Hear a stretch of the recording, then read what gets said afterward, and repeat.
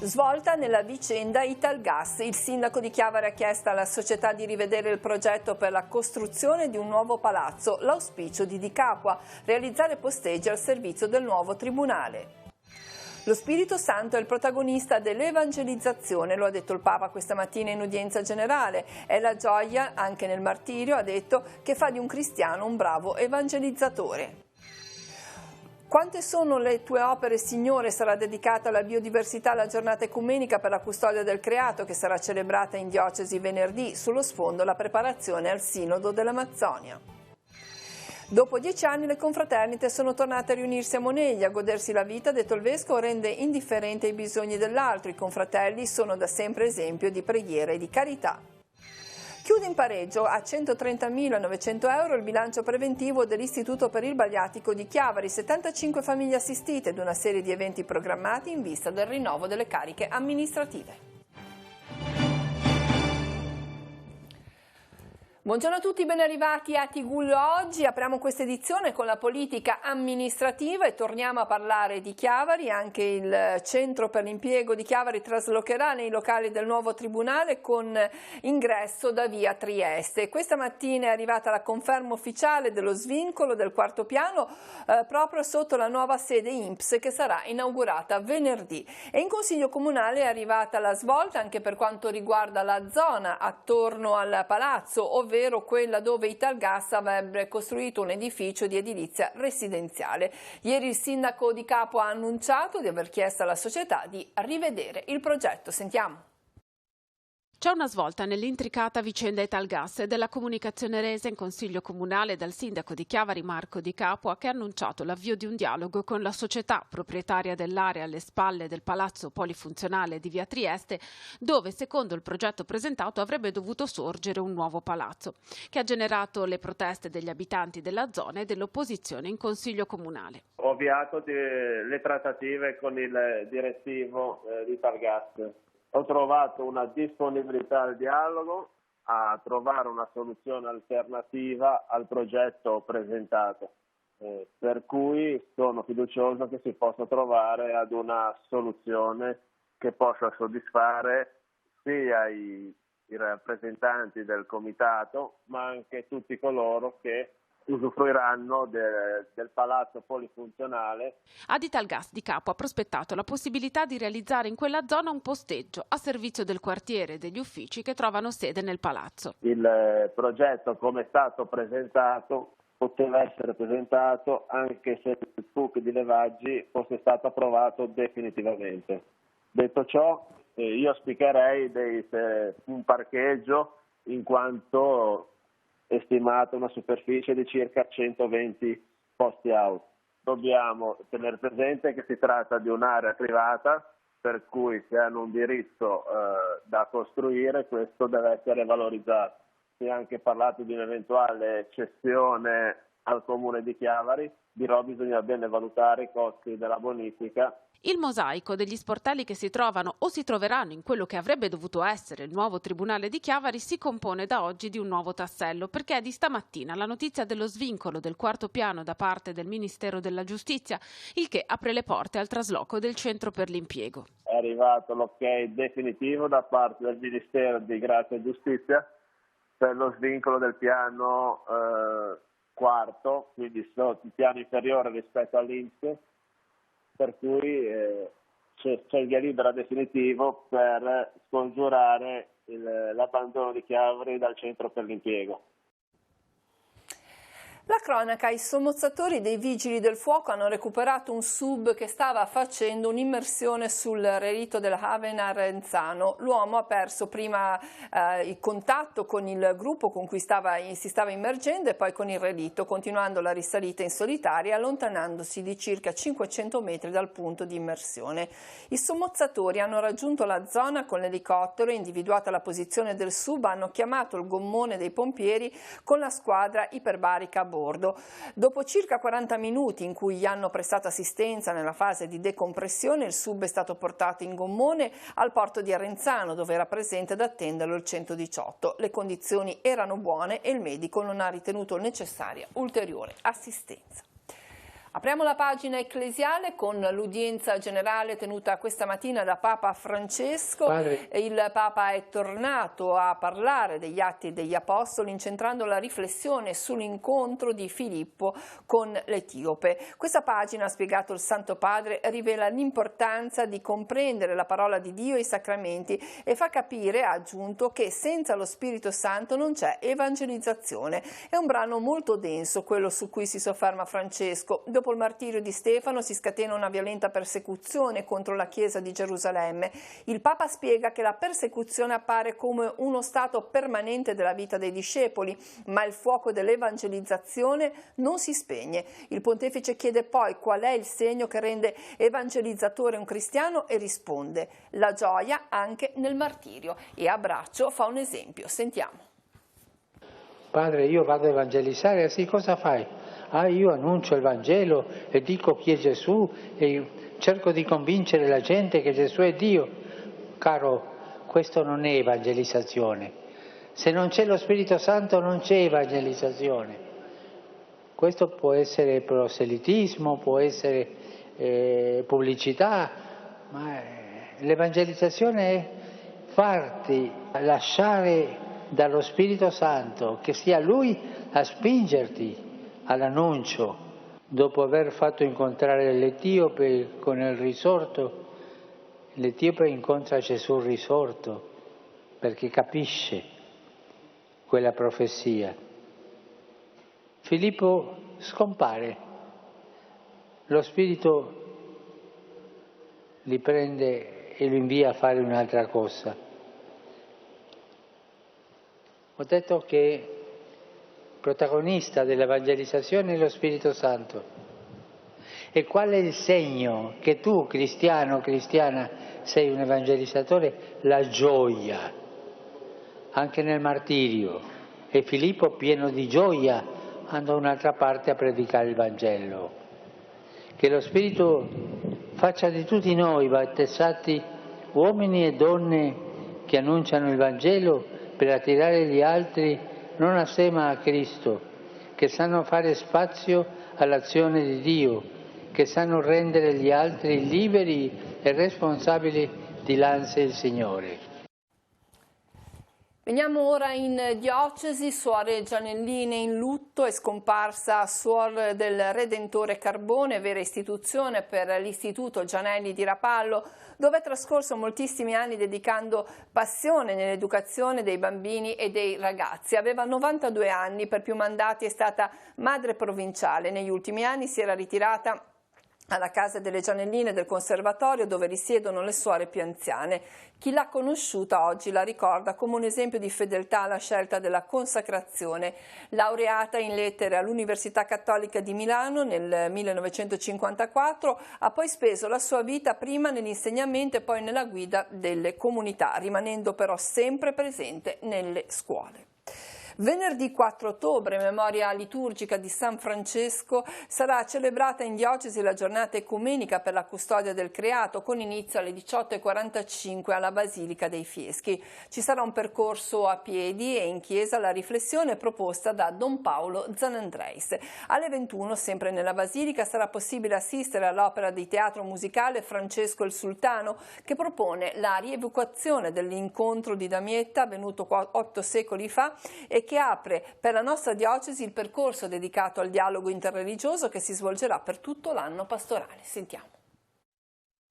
Quante sono le tue opere, Signore? Il passaggio del Salmo 104 è il tema della giornata ecumenica per la custodia del creato, che sarà celebrata in diocesi venerdì 4 ottobre a partire dalle 18:45 alla Basilica dei Fieschi. Il versetto del Salmo si collega al tema che sarà affrontato, ovvero quello della biodiversità. La molteplicità delle opere compiute da Dio nella creazione formano un insieme indissolubile, e noi siamo una parte, l'ultima delle creazioni di Dio. Dunque dobbiamo capire, questa è l'idea centrale, che la biodiversità e conservare la biodiversità è una parte fondamentale dell'impegno che abbiamo come cristiani di curare il creato. In questo senso dunque la giornata di venerdì sarà l'occasione anche per riflettere sul significato profondo dell'Assemblea speciale del Sinodo dei Vescovi per la regione panamazzonica, che si svolgerà da domenica 6 a domenica 27 ottobre per riflettere sul tema Amazzonia, nuovi cammini per la Chiesa e per una ecologia integrale. Un appuntamento che arriva in un momento storico che sta segnando anche una svolta nel cammino del dialogo ecumenico ed interreligioso, anche grazie ai passi compiuti nel pontificato di Papa Francesco. Noi vogliamo anche riflettere per questo sinodo importante che in qualche modo coinvolge tutti i cristiani. Prima la teologia del creato era un capitoletto del trattato, del manuale sul Dio uno e trino. Dunque un capitoletto. Invece oggi sta diventando sempre più un tema a sé, un tema da considerare come la riflessione sull'incidenza che ha l'attività dell'essere umano sul creato, l'impronta ecologica, la distruzione o la cura. Queste sono le alternative.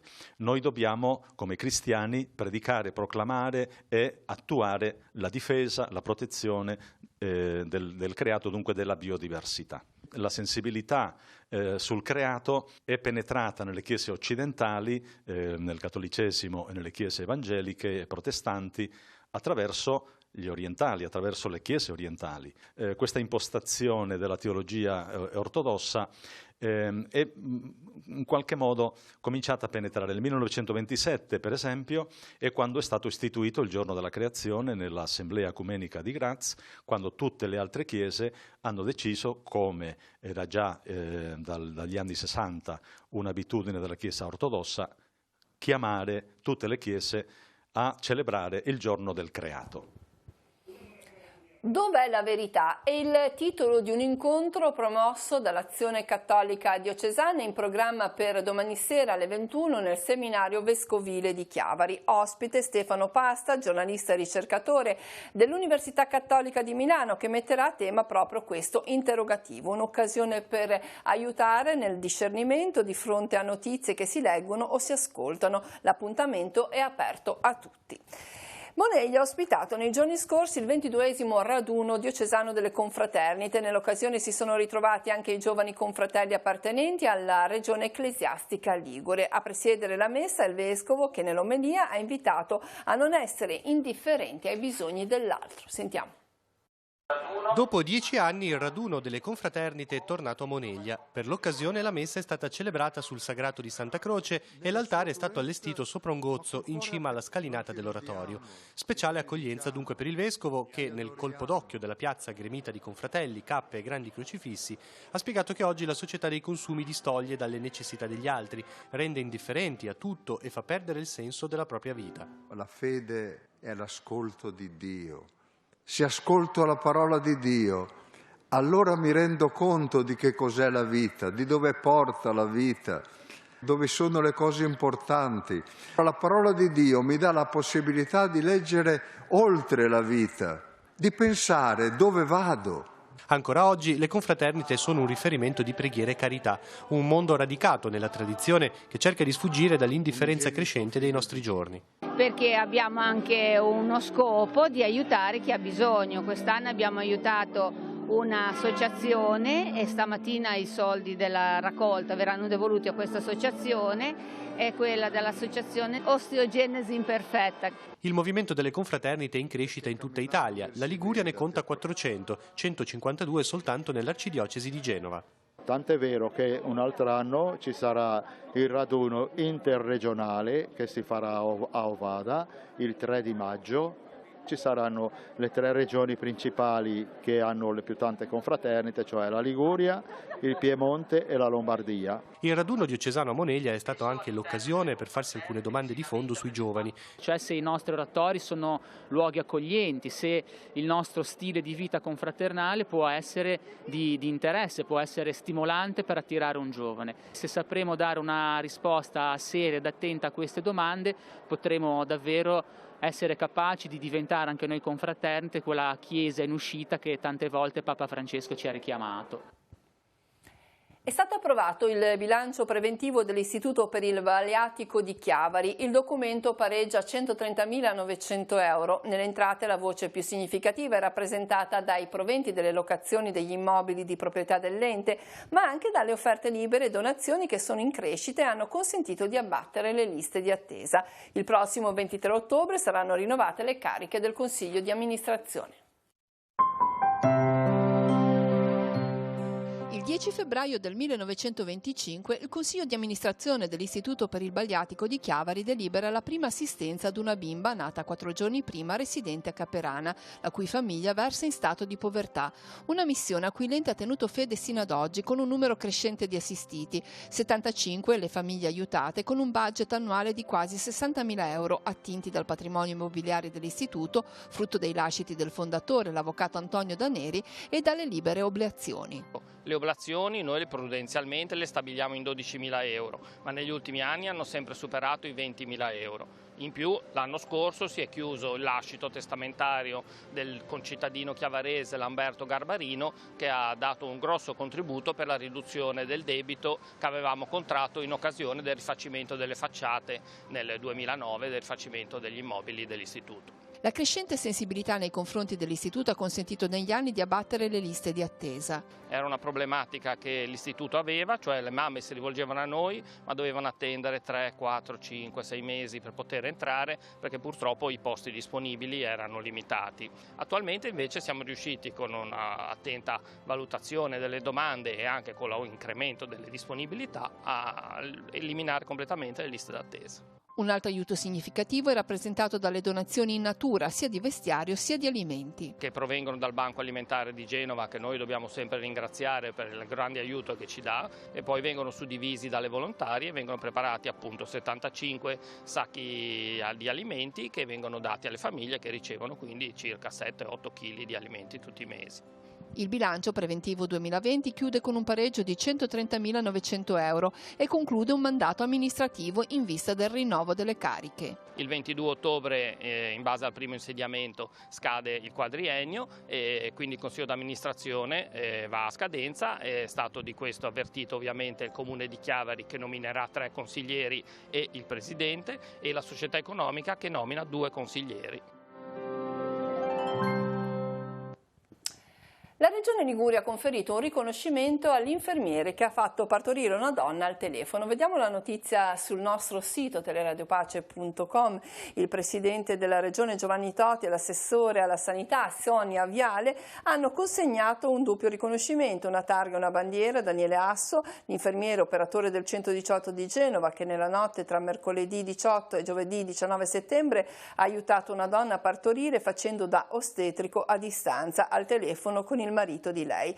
Il piccolo Eugenio è nato senza problemi a Recco mentre i soccorsi erano in arrivo. La cerimonia è avvenuta nella sala Caduti di Nassiria in Regione Liguria. Toti ha messo in luce in particolare il sangue freddo e la professionalità dell'infermiere e ha annunciato che da ora in poi la bandiera della Regione Liguria sarà consegnata a tutti i liguri che si distingueranno per i propri meriti in diversi campi, dallo sport al lavoro, dalla cultura alla scienza. Viale ha poi esteso i complimenti a tutto il personale del sistema sanitario ligure e in particolare a chi lavora nella rete dell'emergenza per il fondamentale, faticoso e a volte oscuro lavoro compiuto ogni giorno.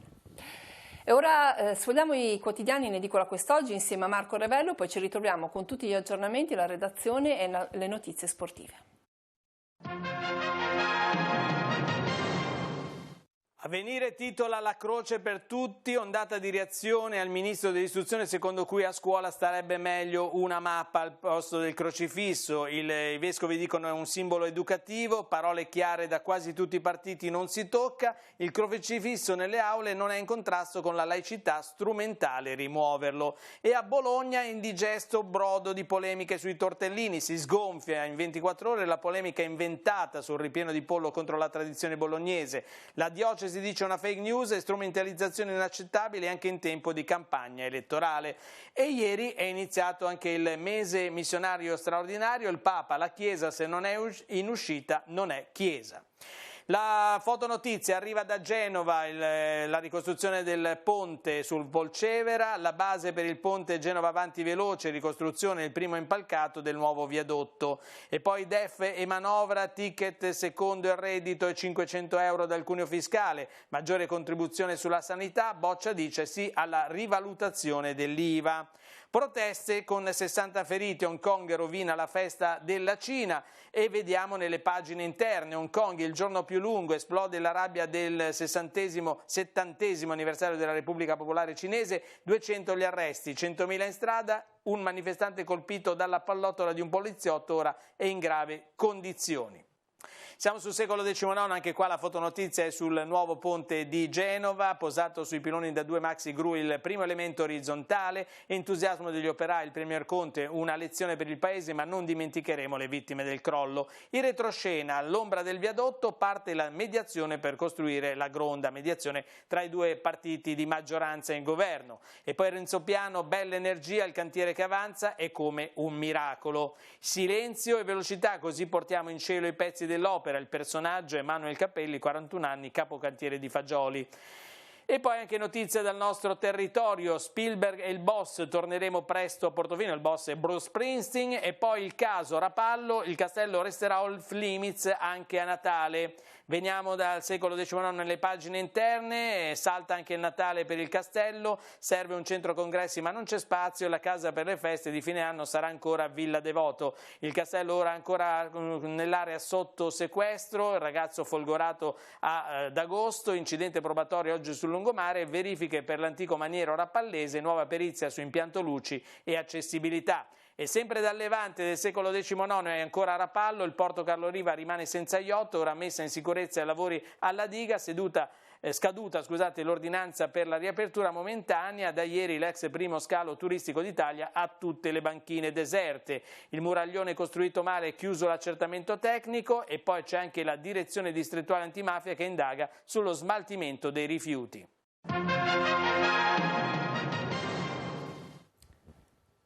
Le ultime notizie dalla redazione, per noi oggi Giacomo Rizzi.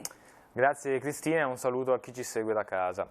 Chiusura anticipata per l'allerta meteo gialla nelle zone B, C, D ed E della Liguria, alle 12 anziché alle 14, come precedentemente annunciato.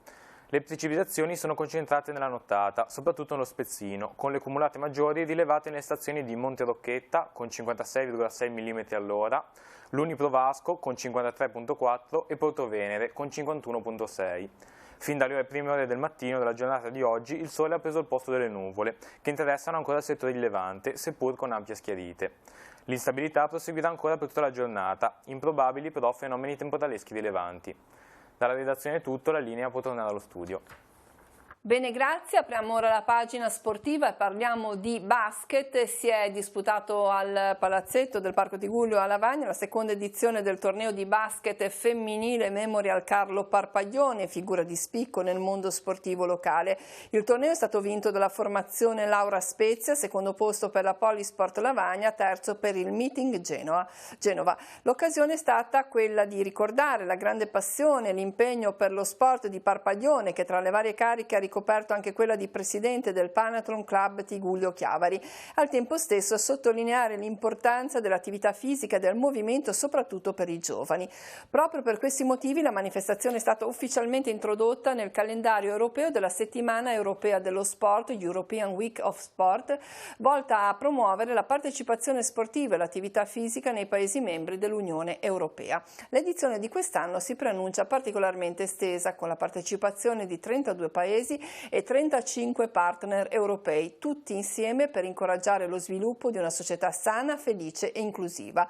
L'apertura ufficiale con l'evento di inaugurazione in programma per il 23 settembre a Tartu in Estonia, con eventi che vanno dal Festival della bicicletta per i bambini all'organizzazione di tavole rotonde a cui parteciperanno campioni e sportivi.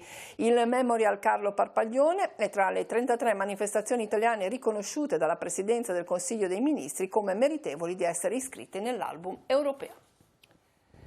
Si conclude così questa edizione di Tigullio Oggi. L'informazione ritorna questa sera alle 19:15, 20:30, 22:45 e su Telepace 1 al canale 15, ma prosegue al canale 187 di Telepace News con tutti gli aggiornamenti nel corso del pomeriggio. Grazie a tutti dell'attenzione e buona giornata.